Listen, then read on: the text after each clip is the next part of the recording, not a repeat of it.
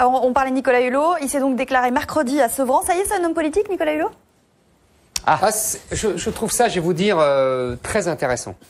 Alors là, vraiment, non, je vais vous dire pourquoi je trouve Notre journée a marqué d'une pierre verte, hein, parce qu'en général, les écolos, ces espèces de demeurés mentaux... J'ai pas jamais dit demeurer. non, mais enfin, c'était des sectaires attardés. Des sectaires, absolument. Alors, oui. Attardés, hein, attardés. Donc, des sectaires pas attardés, des gauchistes, des politiciens, oui, tout ça, voilà. Oui. Mais Hulot n'est pas un vert. Bon. Non, je dis ça, je trouve ça intéressant. Alors là, parce que, si vous voulez, on a vécu sous la Ve République, depuis 20 ans, les médias essayent, avec le couple média-sondage, d'imposer leur candidat au peuple. C'est la stratégie de sélection. Là, on passe à une deuxième étape qui est le média se présente lui-même au suffrage du peuple.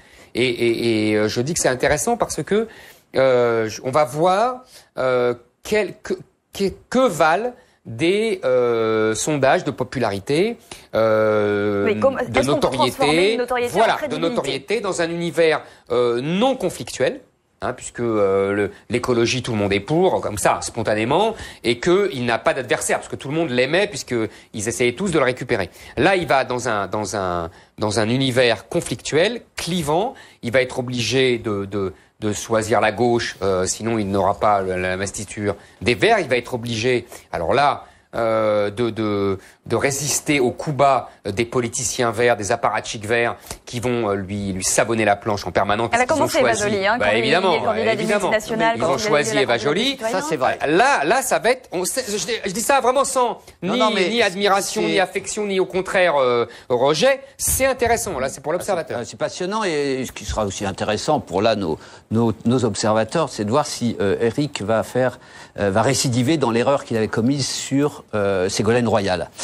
Qui n'avait pas, au fond, qui n'était absolument pas une créature des médias, mais qui était passé par le peuple pour envelopper par les sondages, c'est pas les sondages qui lui ont fait gagner la primaire. Ils ont voté les gens. Non. Et quand elle allait dans les meetings, elle faisait. Attends, tu confonds tout. Attends, mais confonds tout. J'ai bien vu, je l'ai accompagné dans la rue. Il y avait un phénomène réel. Je suis d'accord. De Ségolène. Je suis d'accord. Alors je termine après. Tu vas me répondre. Et donc je pense que Hulot joue le même jeu, en l'occurrence, face aux Verts, à l'appareil vert, aux militants verts, qui effectivement lui sont très, très hostiles, pour des raisons, d'ailleurs, on y reviendra peut-être, qui sont passionnantes, je veux dire, la haine de TF1, la haine des entreprises privées, la haine du fric, toutes ces choses-là, il les débecte pour ça. C'est une folie, parce que ce qu'il a fait pour l'écologie est sans doute peut-être aussi important que... En tout cas, il est en train de jouer le peuple, au sens large, contre les militants. C'est pas les médias. Alors, ce qui est paradoxal d'ailleurs, c'est que son expérience médiatique était absente là. Je veux dire, il a fait sans doute une des déclarations les plus nulles que j'ai vues,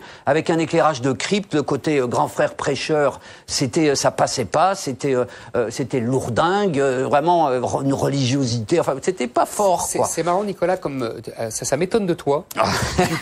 Tu confonds le peuple et les sondages.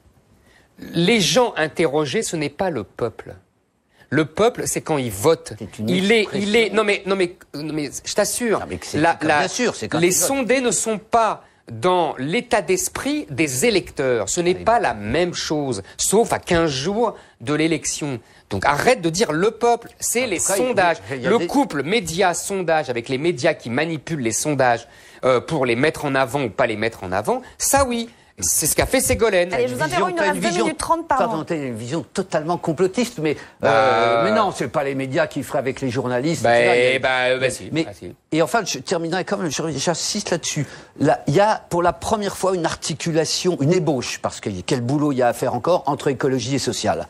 C'est-à-dire, il a désaxé ou réaxé son propos social, justement là aussi pour gagner la primaire, et qui fait que, à mon avis, il se dessine une majorité anti-sarkozyste colorée de manière totalement différente entre la gauche traditionnelle qui n'était pas écolo et les écolos qui n'étaient pas... C'est classique, c'est comme Giscard en 81, ça. Allez, on en parlait en titre. Selon Mediapart, l'Élysée serait intervenu pour permettre de faire passer à des étudiants une session d'examen décalée pour entrer dans les grandes écoles, afin qu'ils puissent respecter la Pâque juive. On parle de 5 à 10 étudiants en 13 000 qui auraient passé la journée confinés avant de pouvoir composer donc à la tombée de la nuit. Ça vous inspire quoi?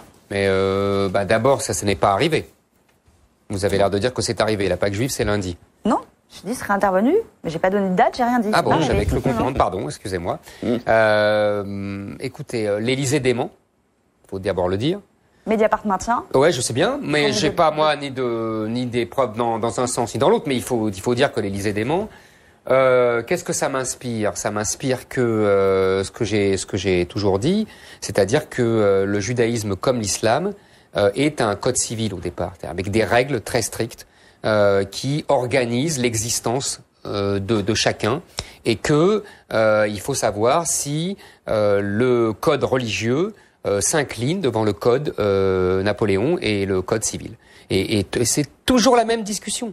Je ne fais pas deux poids, deux mesures. Donc le code religieux doit s'incliner. Si ça avait été des étudiants musulmans, on n'aurait pas entendu plus de choses, davantage, d'autres réactions? Mais moi, en tout cas, de ma part, en tout cas, je ne dirais pas autre chose. Il y a une seule différence, c'est qu'ils sont 5. Voilà. Ah oui.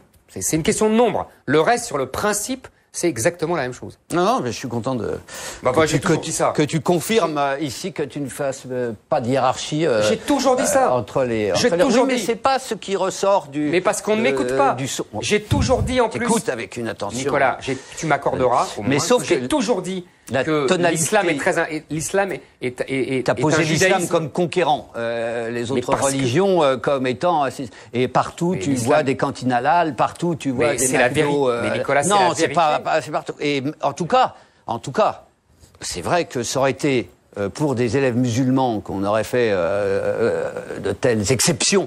Pour des concours, on aurait entendu alors quel charivari j'aurais dit la même chose. Oui, je sais pas. Bon, alors je te l'accorde. C'est une évidence. Je te l'accorde. Mais pour moi, c'est vrai que ça tombe très très mal pour le pouvoir. Je trouve que à un moment où on a plus que l'impression qu'on cible la religion musulmane et qu'il y a une hiérarchie et une laïcité à géométrie variable. Bon, on va voir si à l'arrivée comment ça se passe.